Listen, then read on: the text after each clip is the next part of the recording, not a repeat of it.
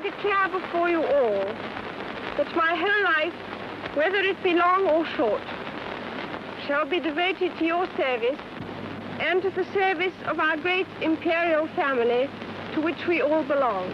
Queen Elizabeth II surpasses her great-great-grandmother, Queen Victoria, to become the longest-serving British monarch in history this week. The 89-year-old takes the crown on Wednesday, reigning for 63 years and 217 days, and it all began in the early 1950s. 1953.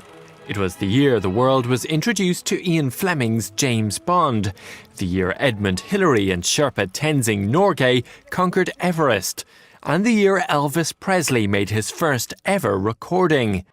In Britain, an estimated 3 million people lined the streets of London. World leaders, dignitaries and invited guests gathered at Westminster Abbey, and millions of people around the world huddled around television sets, all to witness a momentous occasion for the British Empire. Elizabeth was just 25 years old when she ascended to the throne in 1952, but she was not always destined to be queen.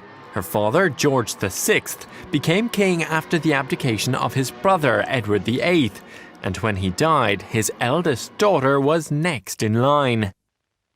The young queen quickly took to her new role with energy and grace, and soon she and her husband, Prince Philip, set off on a 6-month world tour.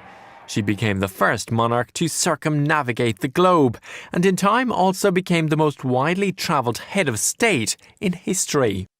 In 1977, the Queen celebrated her Silver Jubilee, in a sign that the monarchy had not been damaged by the turbulent 1960s and 70s. Millions of people took part in street parties to honour the Queen around the country.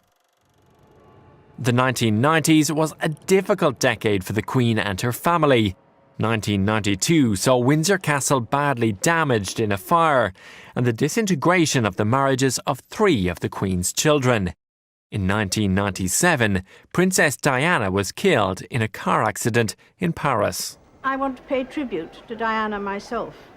I, for one, believe there are lessons to be drawn from her life and from the extraordinary and moving reaction to her death.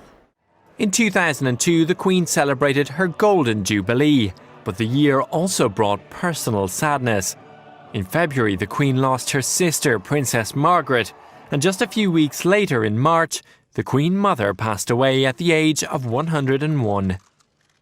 But recent years have brought happier times for the Queen. She marked her Diamond Jubilee in 2012, watched as her family grew, and even jumped out of a helicopter with James Bond at the London Olympics. Well, kind of. Now aged 89, she continues to carry out her duties as monarch and as a great-grandmother with remarkable energy.